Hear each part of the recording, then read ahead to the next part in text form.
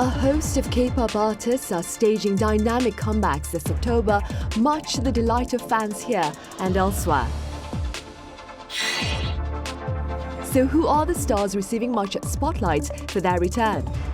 And what ripple effects do they look to create? Also, what's the latest with regard to AI-generated virtual idols? Welcome to Issues and Insiders. Today we touch upon the major comebacks in the music arena and their ripple effects. For more on this, I have Bernie Cho with me here in the studio. Bernie, it's been a while. Welcome back. Oh, it's good to be back. Thank you. I also have Jeff Benjamin with us. Jeff, it's good to have you with us. Thank you for having me. Right, Bernie, as I mentioned at the clip, we have a host of K-pop artists staging comebacks this October. Now, is it the norm to have these comebacks take place in the autumn? Well, I think the word host is a bit mild. I would say maybe it's a bottleneck or perhaps even maybe a traffic jam. And so, yeah, obviously a lot of people are wondering why of all months, why is October just so jam-packed with superstars and hits? And just like, it's hard for fans to choose, what to buy, what to stream, what to look for. I would have to say it's sort of kind of the understood but not really stated industry rule that, and there would be three of them. Number one is big events. Basically, artists and their management companies and their record labels will try to avoid overlapping with big events, whether it's the Olympics, the World Cup, or in this case this summer, the Asian Games. The second big factor is what I call the FYC, for your consideration. Usually albums, music that's released towards the end of the year, specifically, namely in the fall, in the autumn, are often the music works that are given more serious consideration for year-end awards. And last but not least is the year-end concerts. For a lot of these big artists, the year-end concerts from Christmas to New Year's is often their biggest concerts. And so what they like to do is to kind of hype the fans and get them excited, is to try to release something new so that it compels them and gives them all the more reason to not only buy the music, stream the music, but buy the tickets, buy the t-shirt, buy the merch, buy the whole shebang for the year-end. Right, so the timing has much value then. And Jeff, as Bernie has kindly corrected me, aside from the host of K-pop stars staging comebacks, not that, but bottleneck of these stars coming back, who are these stars receiving Billboard's spotlight, so to speak? Ooh, well, yeah, there's a lot on the way, a lot coming. I'm actually coming to you guys just after attending and hyping the young boy band from HYBE's Belift Lab label. They just held, they're holding a world tour. Just going to wrap up the U.S. states in the coming days, but they're gearing up for their fifth mini album called Orange Blood, and I'm hearing really exciting things about these guys. A very young boy band, but a boy band that has a lot of potential. They've done so well in Korea, in Japan, and they're doing really well in America. So that's one definitely to watch. And also aespa, another young girl group, has also announced their new album coming in November too. There's coming at early in November. That one's going to be a big one to watch. And just recently, we've had some really big Billboard chart moments as well from groups that just came out in this October world. We've had G-Idol, who hit a new high on the Billboard 200 with their special English album, Heat, hitting number 25. DPRE, someone who came from the K-pop world, is now in an indie rock space, also releasing music in English. He just hit number 138 with his highest entry on the Billboard 200. So even though there is this huge flux of many artists coming out, fans are really responding, and they're bringing these artists to greater heights than ever. So it's a really exciting time amongst all this music craziness. Right. Bernie, we have a number of big-name divas also coming out this October, including Lee Hyo-ri, Sunmi, and I believe Jessi. What ripple effects do these stars look to create in the music industry, do you think? Well, all of them are coming back for different reasons, and all of them extremely compelling reasons. Look, I've been a huge fan of Lee Hyo-ri since her Finkel days, and what's fascinating is right at the peak, right at the height of her career, she said, I'm going to stop doing commercials, and I'm going to just basically focus on being kind of an animal rights and social activist, which is great. But recently, she's always been an iconic figure. So the fact that she's coming back, not just with new music, but more importantly, she's got a fashion collaboration that just dropped or is about to drop. And then also, she's doing commercials again. And so, so on that level, you're seeing Lee Hyo-ri coming back on, all guns blazing, and all of her sort of fortes, being a model, being a spokesperson, and obviously being a musician. Sunmi, I find extremely fascinating because, she is one of the superstars from the first generation girl group days with Wonder Girls. And usually women post girl band, usually you don't hear about them much. They often maybe go into acting or modeling, but Sunmi shifted gears and became a very accomplished, critically acclaimed singer-songwriter. And it's hard to believe that she's now been at it for 10 years. And she's coming out with a new album that's fresh off of her second world tour. And so, Sunmi, I think, in many ways shows the younger generation that this is what the future could look like for you. And then last but not least with Jessi, I mean, she had become a household name while she was at Size P Nation, and she's now also moved to Jay Park's new music company, music label, More Vision, and hopefully they'll live up to the name because Jessi has gotten big, and I think under Jay Park's team and management, I think there's going to be bigger things ahead for her. So all three of them have really massive appeal on different levels. But I think what's really refreshing is, let's face it, I mean, these are iconic women who now have to go head on head with the new generation of idols. And so we're going to see sort of an interesting kind of competition on the charts. But more importantly, I think for myself and for many music fans, the idea that women now, just as much as men, can have full-blown longevity legacy careers after their primetime girl band and boy band days. And so it's great to see these idol women now becoming icons and possibly maybe showing the way to their younger peers. This could be you in 5, 10, 15 years. Right, indeed, indeed. Jeff, could you tell us a bit about the response to BTS Jungkook's latest single, 3D? Yeah, Jungkook came back with a pop single with huge accessibility and huge mainstream appeal. I love the fact that he worked with Jack Harlow on this, a rapper he had actually previously talked about his admiration for, his respect for. So it's kind of cool to see Jungkook be able to share and connect in this way. The response has been so great. He got another top 5 hit in the US on the Billboard Hot 100 singles chart.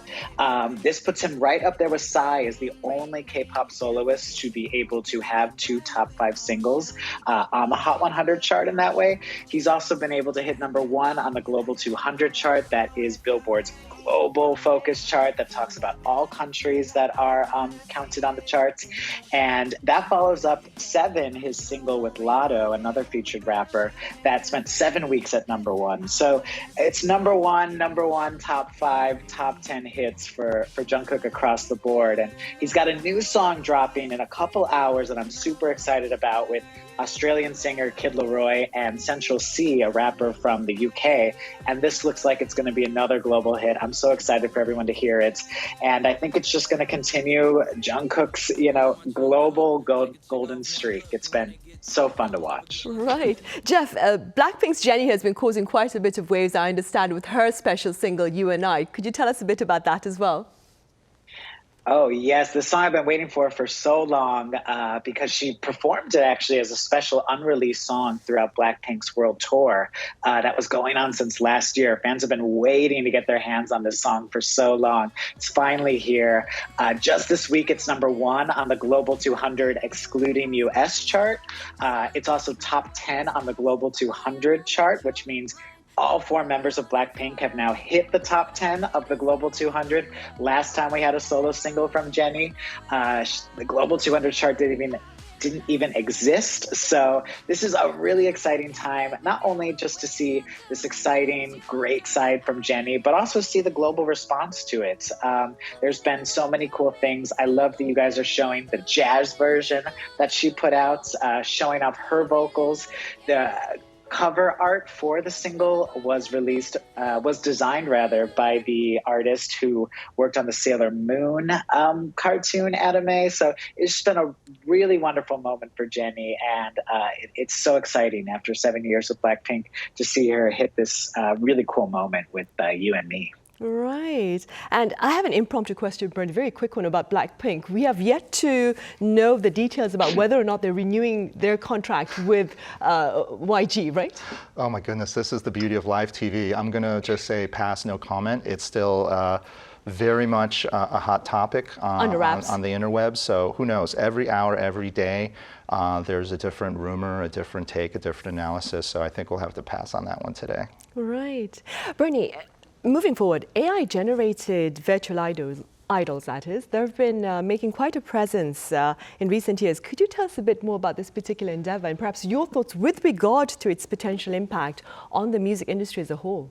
Yeah, right now, obviously, because Korea is considered such a forward, cutting-edge market when it comes to obviously not just pop culture, but digital culture and youth culture, it's no surprise that Korea has in many ways sort of taken the lead on sort of this AI, avatar, artificial intelligence driven sort of movement and momentum. But as much as there have been a lot of new music acts coming out with these virtual concepts, the reality is that they're really not hitting. They're really not clicking. And I think this has to do with the fact that the producers and the management companies and the record labels behind these endeavors haven't quite figured out how to connect with fans. I think what's missing right now is the fan interactivity and the fan interaction, because that's really part of the appeal. And really the reason why K-pop is as big as it is the fandom culture. And for some reason, these virtual idols are not connecting with fans. And as to how that will get resolved, that is the challenge that hopefully some will figure out to make it into an opportunity. But again, in order to get ahead, you got to take these risks, you got to make these mistakes, you got to learn from them, and then hopefully quickly pivot. So it's very much a work in progress. I'm not dismissing it yet, but it's definitely not sprinting the way people had hoped. It's sort of walking and stumbling a little bit with some hints of a little bit of a run. And keeping that in mind, Bernie, do you see it taking maybe a firmer route in the years ahead then? Well, I think the one act that kind of sort of got it right was aespa. When they came out, they were sort of a hybrid of live band with virtual avatars side by side. But, obviously the fans are connecting with the real life members, and they're aware of and kind of like and appreciate the avatars. But the reality is aespa has that human connection. So, they can still keep that cool, whereas all the other virtual acts out there are just frankly a little cold. And so I think that it's very much a learning curve right now. And look, at the moment, aespa seems to be getting right. And another act that sort of gets it right is KDA, this virtual band that's been put together by Riot Games for League of Legends. And so it'll be interesting to see what is going to win and what is unfortunately going to lose. But I think right now it's going in the right direction, but it's too early to tell. The dust hasn't cleared. Right, I see. And Jeff, in the meantime, there's been quite a bit of criticism about perhaps the excessive number of overseas concerts by K-pop artists in recent times. How do you respond briefly? As someone who is overseas, I guess I can't complain too much, but I understand where the criticism comes from. Even I've had questions when talking to friends in Korea saying, why is it that so many K-pop acts seem to only have a couple shows in Seoul? Some of them might tour throughout Korea, have a show in Busan, whatever it might be. But I'm always a little confused too why there's such an emphasis on these overseas tours. I think naturally we all understand that K-pop is a business. There must be financial incentives to go overseas, maybe more so than staying domestic. But I think the K-pop companies would probably know better about that. But I certainly can't complain as someone who just went to a K-pop concert tonight and will be going to one tomorrow. Right, good for you. Jeff, there have also been reports about a number of Korean Music Awards events scheduled to take place beyond national borders. How do you explain this shift in venue? This is another curious part of the industry that I'm also personally very curious about, because even when I was first introduced to K-pop, I learned about different award shows like the Mnet Asian Music Awards taking place in overseas countries, whether that was Taiwan or Japan or different countries like that. So it's been interesting, and I think it's really representative of just how influential and how impactful Korean music and Korean musicians have become in the Asian region. There's even talk that the Mnet Asian Music Awards, the MAMA Awards, might have a location in the U.S. someday. I know that was something CJ Group has brought up in recent press conferences. So it's interesting to see that this impact, despite it mostly being award shows that honor Korean music, are actually more so going overseas and honoring these artists overseas. I guess, it's fun. It sounds fancy, of course. It's a nice way for local fans to see these artists. But I think mostly speaks to, that definite impact that Korean music is having across the globe, and especially in the Asian region when it comes to recognizing, the top of the charts there. Right. And staying with that, Bernie, where do you stand on the debate, if I may, with regard to holding Korean Music Awards events beyond national borders? I have very strong opinions of this. My take is maybe a little different than Jeff's. It bothers me tremendously because, look, when I worked at MTV and when MTV had an Asian Music Awards show, it really was Asian. Every market, every territory was very well represented through categories, through awards, and through the live performances. It bothers me because it doesn't even whiff or sniff. It smacks of, I think, honestly, pop cultural arrogance. Because when you look at these so-called Asian Music Award shows, and there's not one, there are a few in Korea that position themselves as such, they really could live up to becoming an Asian Music Award show because right now there aren't any. MTV has stopped doing them for years. And so there's really this vacuum in not just the Korean, but more importantly, the Asian market. Someone could step in and step up and fill in that vacuum to really celebrate the best and the brightest in the Asian music industry. But when Korean companies put themselves out there and say, we have the Asian Music Award show, I find it incredibly arrogant and incredibly insensitive to the rest of the Asian music scene because there's little to nothing Asian about these award shows. They're basically Korean music award shows celebrating Korean music artists and then passing it off as representative of the entire region. And so I do hope that these award shows do live up to their names because, frankly speaking, I think what they're doing is borderline consumer fraud because they're selling something. When you look at what they're actually selling, it's completely different. And so I think that there's definitely a need for more Asian music award shows, but what we currently see right now is not right. It's not representative, and I hope to see that change. Right. Bernie, how do you assess Korea's own infrastructure, that is, to accommodate major K-pop concerts? Well, pre-COVID, there was a lot of buzz and excitement because there were a lot of construction plans announced or even begun. And it got to the point where I was actually worried that Seoul might actually have too many large venues. At the pace of what was announced, Seoul, South Korea was going to have more large venues for music than LA, New York, and London. Now, post-COVID, a lot of these venues have been delayed for obvious reasons and good reasons, but many of them delayed for weird reasons or inexplicable reasons. And so many of these big venues, whether it's Live City out in Goyang to the Inspire Arena that's being built near the Incheon airport, to the Seoul Arena, and to also renovation, remodeling, rebuilding plans at Olympic Park, many of these big ticket, big item, just big venues are delayed. And so what could have, should have maybe filled that gap, because these are not just going to cater to local K-pop fans, which obviously there are plenty.